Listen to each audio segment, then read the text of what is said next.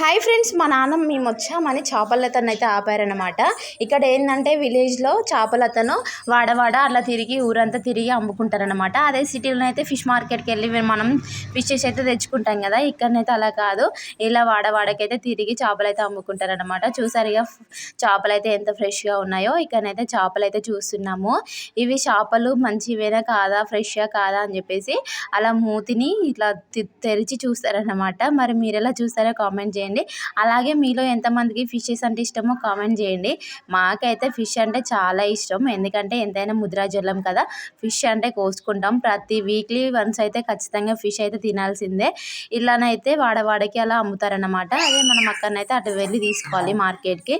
మేము ఎప్పుడు వచ్చినా నీళ్ళ కరువు అయితే ఖచ్చితంగా ఉంటుంది విలేజ్లో. అదే సిటీలోనైతే మనమైతే రోజు నల్ల వస్తుంది, కానీ ఇక్కడనైతే అలా కాదు. వీక్లీ వన్స్ 5 డేస్కి అలా ఇస్తారన్నమాట నల్ల. చాలా ఇబ్బంది అవుతుంది నీళ్ళకైతే. ఇప్పుడు సమ్మర్ కదా, ఇంకా చాలా ఇబ్బంది అవుతుంది. ఫైనల్ ఇక్కడనైతే డ్రమ్లోనైతే నీళ్లు పడుతున్నాము ఇంటి పక్క వాళ్ళతోని. వీడియో నచ్చితే చిన్న లైక్ చేయండి.